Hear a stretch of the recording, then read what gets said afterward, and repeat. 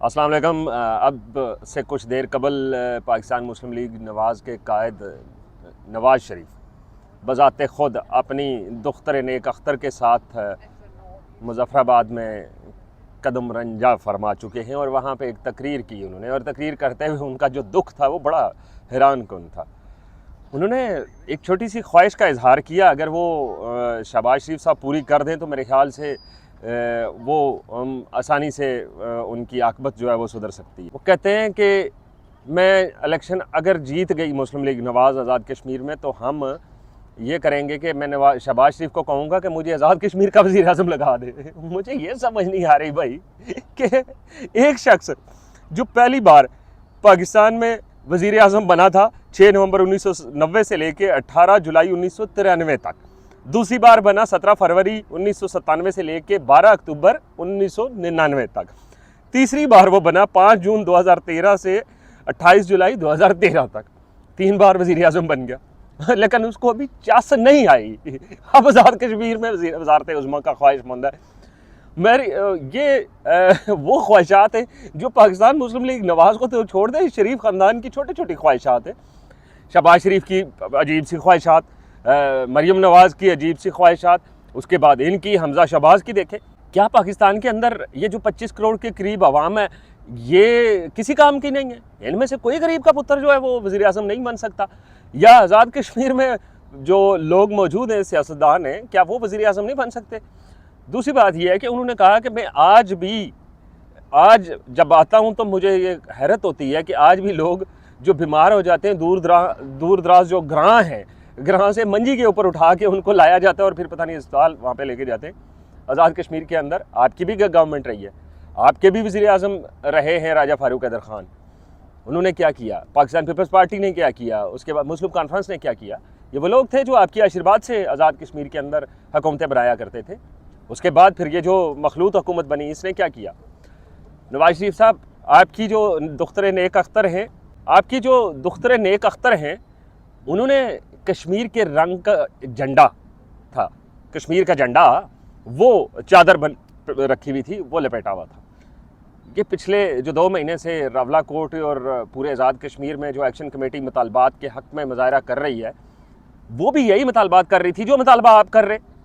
सेहत की सहूलियात दें, इंफ्रास्ट्रक्चर दें, वहाँ पे स्कूल दें, कॉलेज दें, एम्बुलेंसेस दें, सारा कुछ दें।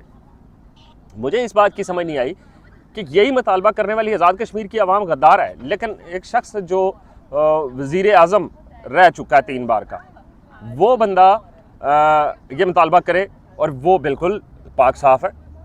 हाँ, दूसरी बात, गुज़श्ता रोज़ मुझे यहाँ स्पेन के अंदर कतलूनिया में, जो कतलूनिया पार्लियामेंट है, ये 1000 साल से भी पुरानी है,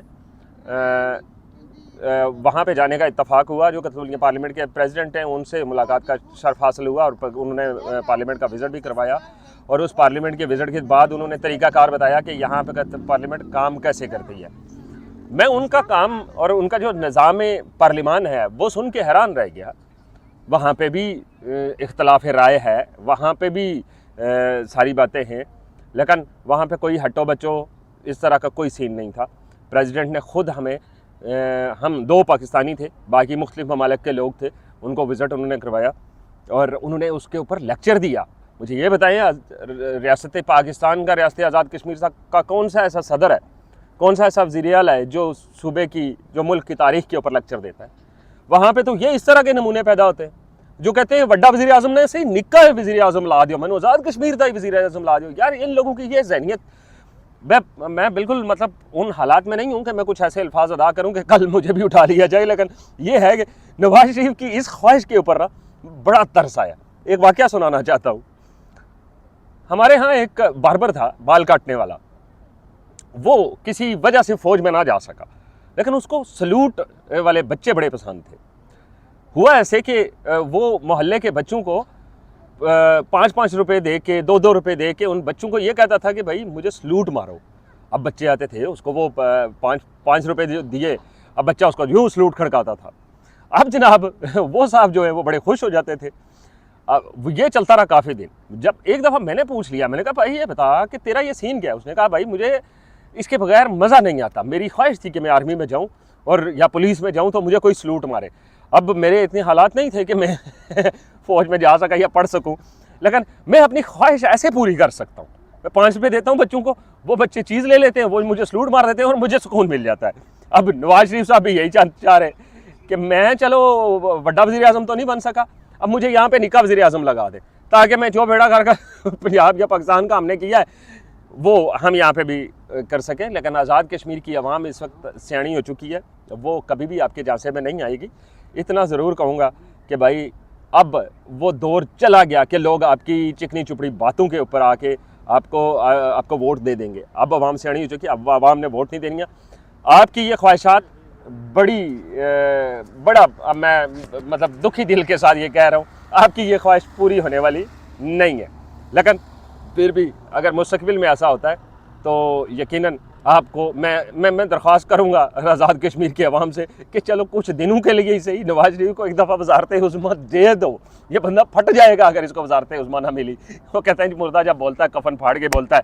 नवाज शरीफ साहब बड़े अरसे से खामोश थे और आज उन्होंने बोल के ये कर दिया कि मैंने निक्का वज़ीर आज़म लाओ, मैं मर जाना है। मेरा सीन बड़ा ख़तरनाक हो चुका है। बहरहाल ये वो थी जो अभी नवाज शरीफ साहब ने कहा और बहुत सारी बातें की, उनके ऊपर मैं डिबेट करूं तो वो एक लंबी कहानी बनती है। बहरहाल उनकी 2 ख्वाहिशात थी, एक वो जो बातें जो एक्शन कमेटी के लिए एक्शन कमेटी कर रही थी और उसको गद्दार का और कलअदम का वो दे दिया गया एजाज़, और नवाज शरीफ साहब करें तो वो मुहिब वतन। एक नवाज शरीफ साहब की ख्वाहिश के निक्का वज़ीर आज़म लाओ पाई मैनू मेरी जान छुट्टे। बहरहाल अगर आपको व्लॉग अच्छा लगता है तो अपनी राय का इजहार ज़रूर कीजिए। दीजिए इजाज़त, अल्लाह हाफ़िज़।